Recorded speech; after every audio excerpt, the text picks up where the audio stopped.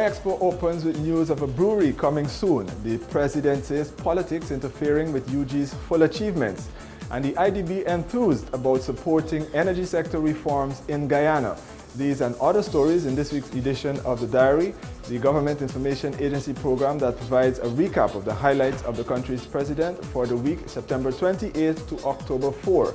I am your host, Fabian Klaus. Now for the details. As Guyana's premier trade fair and exposition, GuyExpo, in a first partnership with the Guyana Manufacturing and Services Association, the head of state announced the coming of a new alcoholic beverage.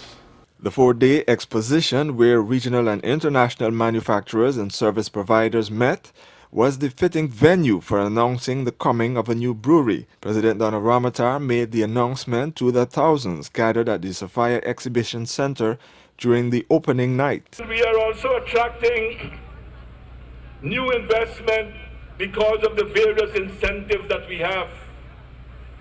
And very soon, we will have a new brewery here to produce other beers to give ourselves more choices as we drink Banks, Stag, whatever you have. But a new beer will also be coming on stream very soon in Guyana because of the incentives that we produce here.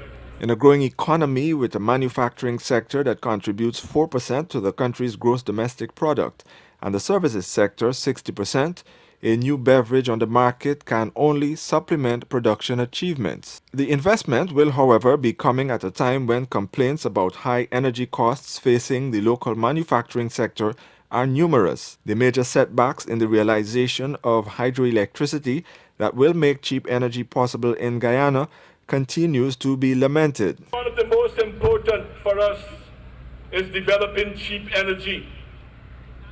At the moment, we have raw materials. We have a lot of raw materials,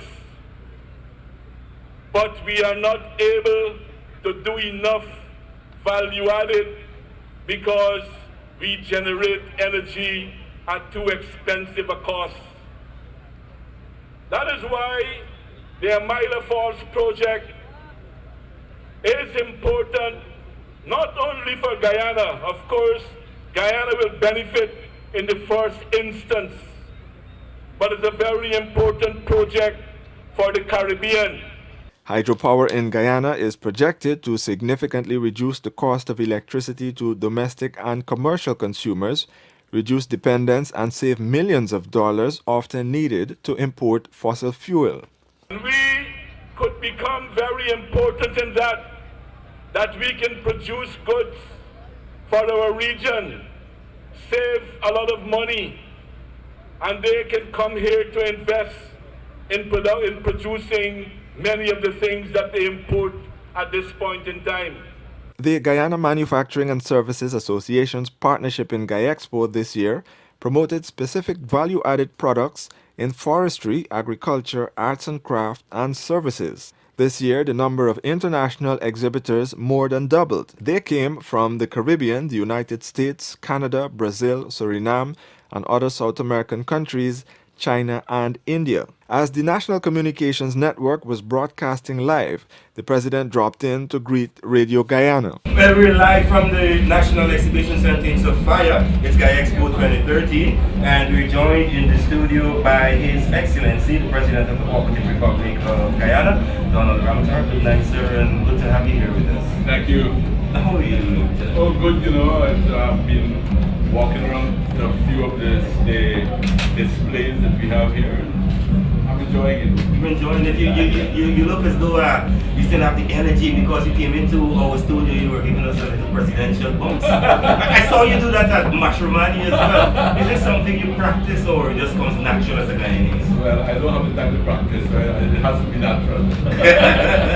So tell us, GuyExpo, head of state, what does this mean to you personally first before we go into Guyana? Well, like any other Guyanese looking at it, I'm quite proud of our achievements, and I know that this is only a glimpse of some of the things that we have in our country, but it is something to be proud about. Under the theme Advancing Productivity Through Innovation, Modernization and Expansion, There was much acknowledgement about the need to continue promoting public-private partnerships for the economic development of Guyana.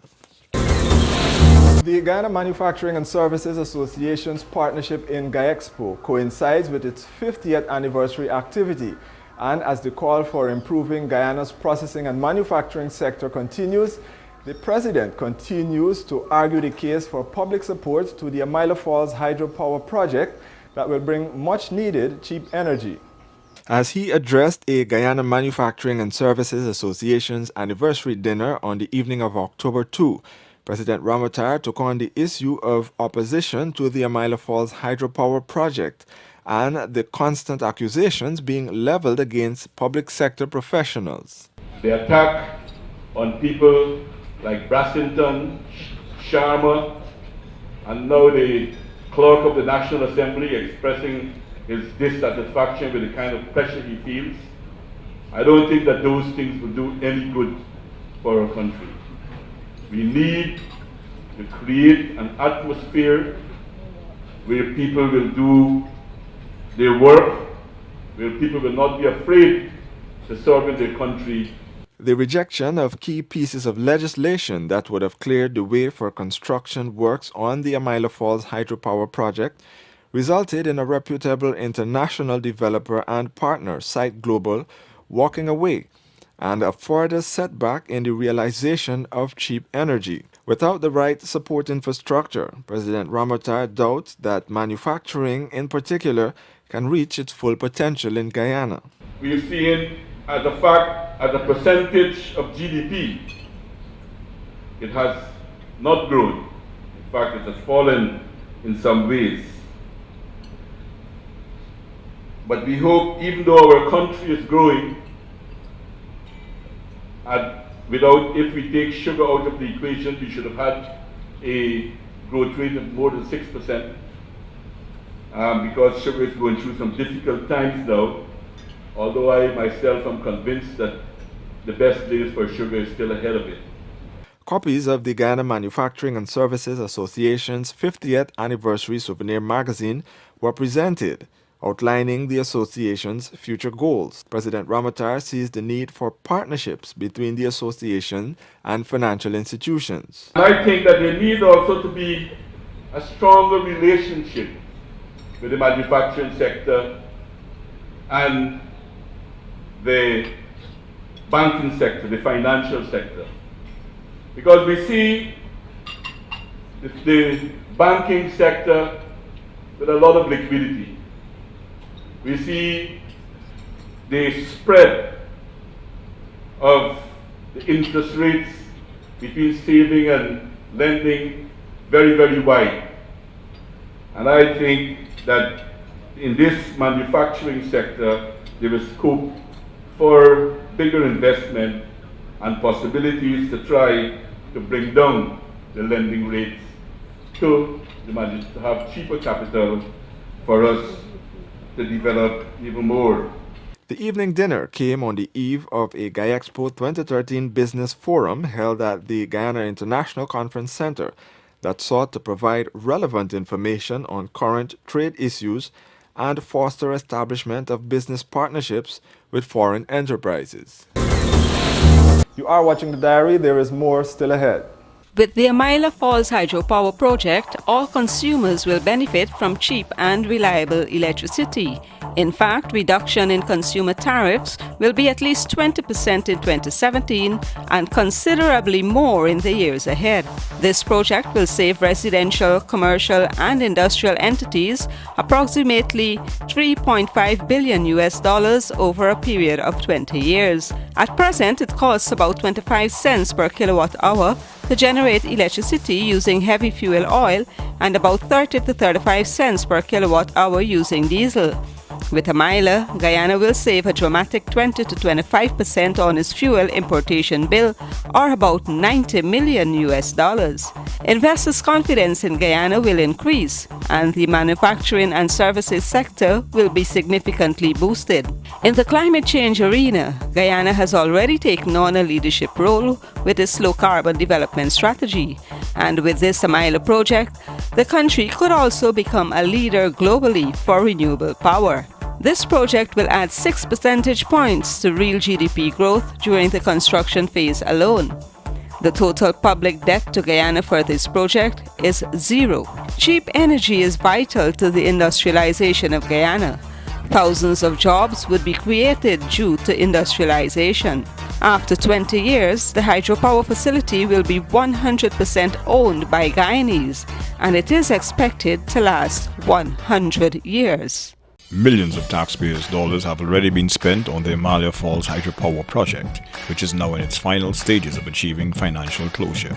However, the APNU and the AFC teamed up in Parliament to kill the project without any valid reason, and in so doing taking cheap electricity out of the reach of Guyanese. Frustrating a project of this magnitude at this stage is tantamount to strangling the country's development and putting at stake the future.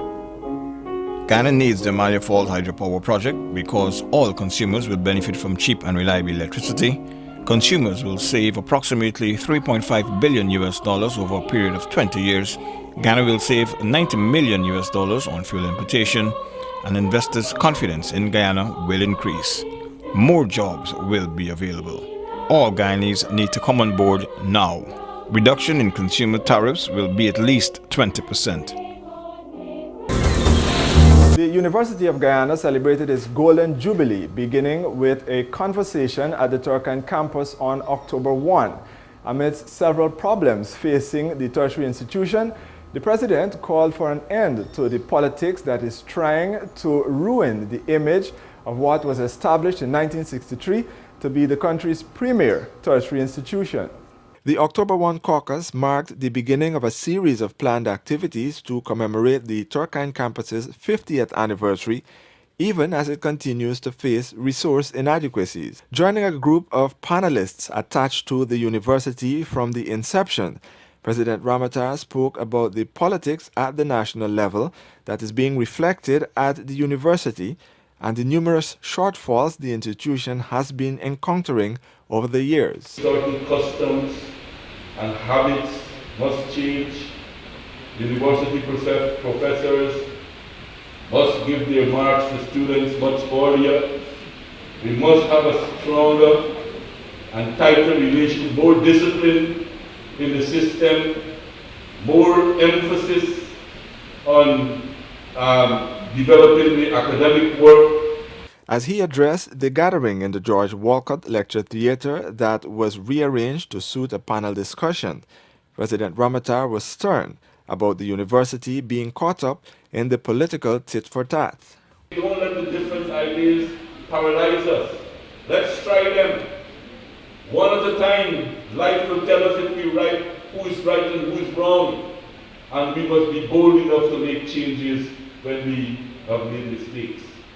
Founded 3 years before Guyana gained independence from the British, the University of Guyana, as Dr. Jagan had envisioned, was intended to be the epicenter for developing and disseminating values and goals in an emerging society. Education Minister Priya Manik-Chan read Dr. Jagan's full speech that he made at the institution's 1963 inauguration for the sake of re-emphasis and inspiration to the current batch of students and administrators. A conversation entitled Genesis 1 focused on the first decade of the University of Guyana. Questions from the audience were subsequently invited. Scholarship training overseas has been equipping the country with the required professionals in various fields.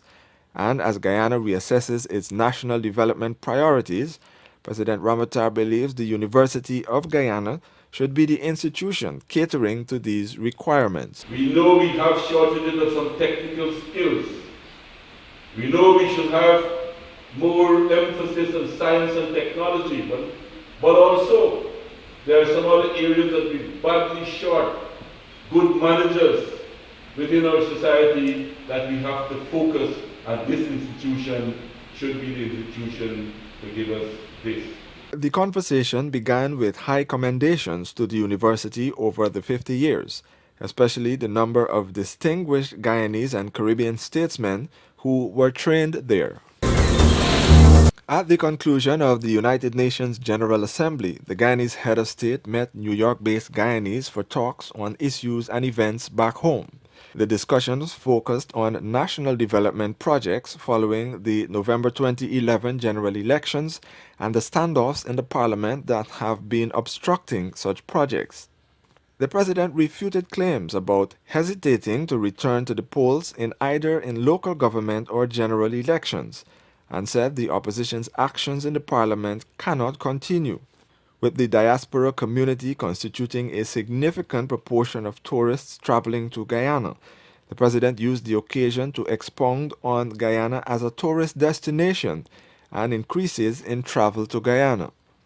The government has approached several reputable airlines as it seeks to broaden the range of commercial air services operating the Guyana route. The Chedijagan International Airport expansion project has the same objective, and with the many complaints from the Guyanese-based New Yorkers about non-stop flights lacking, the need for such investments was compelling. President Ramatar made reference to Fly Jamaica's recent entry and Travel Span, which will soon commence operations. As President Ramatar related upon his return, security in Guyana was another area of concern for the New Yorkers. I met the Guyanese diaspora, and there are a couple of things that they are very worried about. And some of the things that we have to deal with in our society. The question of security is very important, and that is one thing that it concerns a lot of people. And also, I also recognize that this information has also affected a lot of them. And the danger, and this is in your interest, all of our interest, I think, the danger of creating a bad name for our country that can sour the whole investment climate within our society. Still ahead, public-private partnership sees 17th Medical Mission Tour of Duty. Guyana needs the Amalia Falls hydropower project because all consumers will benefit from cheap and reliable electricity. Consumers will save approximately $3.5 billion over a period of 20 years. Guyana will save $90 million on fuel importation, and investors' confidence in Guyana will increase. More jobs will be available. All Guyanese need to come on board now. Reduction in consumer tariffs will be at least 20%. With the Amalia Falls hydropower project, all consumers will benefit from cheap and reliable electricity. In fact, reduction in consumer tariffs will be at least 20% in 2017 and considerably more in the years ahead. This project will save residential, commercial and industrial entities approximately $3.5 billion over a period of 20 years. At present, it costs about 25 cents per kilowatt hour to generate electricity using heavy fuel oil and about 30 to 35 cents per kilowatt hour using diesel. With Amalia, Guyana will save a dramatic 20 to 25% on its fuel importation bill, or about $90 million. Investors' confidence in Guyana will increase, and the manufacturing and services sector will be significantly boosted. In the climate change arena, Guyana has already taken on a leadership role with its low-carbon development strategy, and with this Amalia project, the country could also become a leader globally for renewable power. This project will add 6 percentage points to real GDP growth during the construction phase alone. The total public debt to Guyana for this project is zero. Cheap energy is vital to the industrialization of Guyana. Thousands of jobs would be created due to industrialization. After 20 years, the hydropower facility will be 100% owned by Guyanese, and it is expected to last 100 years. Millions of taxpayers' dollars have already been spent on the Amalia Falls hydropower project, which is now in its final stages of achieving financial closure. However, the APNU and the AFC teamed up in Parliament to kill the project without any valid reason, and in so doing taking cheap electricity out of the reach of Guyanese. Frustrating a project of this magnitude at this stage is tantamount to strangling the country's development and putting at stake the future. The Inter-American Development Bank is enthused about providing technical and financial support to the reform of Guyana's energy sector. President Donna Ramotar and IDB President Luis Alberto Moreno met for talks on the sidelines of the 68th session of the United Nations General Assembly. The IDB president vowed to help Guyana modernize its energy matrix and advance its innovative low-carbon development strategy in an effort to maintain that sustainability while providing the desired benefits to Guyana's economy. Having acknowledged the pressing need to diversify Guyana's energy matrix in a way that protects the environment, improve energy sustainability, and lower total energy costs, the two officials agreed to have technical teams from Guyana and the IDB jointly explore alternative ways to upgrade and diversify the country's energy matrix. This endeavor is seen as one of immediate importance to lower the risk and maximize the benefits of any initiative in the energy sector. Visiting medical experts have returned to Guyana for another public-private partnership-sponsored kidney transplant program, bringing along with them Dr. Rakesh Kumar from the George Washington University, who is interested in a national genome facility in Guyana. My area of interest and my purpose of coming to this visit along with George and Dr. Jindal was to really talk to His Excellency President and talk about why we need a genome center in this country and how a genome center with a focus on cancer could be used as a role model to promote personalized medicine in cancer, particularly in a smaller country, could be used as a role model for other larger countries to follow. The team led by George Subraj, head of ZARA, who has been spearheading the Guyana kidney transplant program for 17 years, met President Ramotar for talks on October 4. This is my way of giving back. This is my 27th trip, 10 trips to Guyana Watts in the last 17 trips with the kidney transplant. We did the first one here. The first tour of duty commenced in April 2008 and has since expanded rapidly. Initially we came once or twice a year, but now we come 4 times a year, and we bring a whole team of physicians, nurses, scientists. We do 3 kidney transplants on each visit. We do other surgeries. So far we have done over 100 different types of surgeries. Through a program entitled CVAC, the team visits remote areas to examine patients for diabetes and hypertension, chronic ailments that can determine the risk of kidney failure. As the mission progressed, the team focused their attention on examining root cause and analysis, conduct background checks of patients, and cancer treatment. That's all in this week's edition of the Diary for the period September 28th to October 4. The highlights before we go: GuyExpo opens with news of a brewery coming soon. The president says politics interfering with UG's full achievements. And the IDB enthused about energy sector reform in Guyana. Do join us again next week for the next edition of the Diary. I'm your host, Fabian Klaus. Thanks for joining us, and do have a safe and a pleasant rest of the week.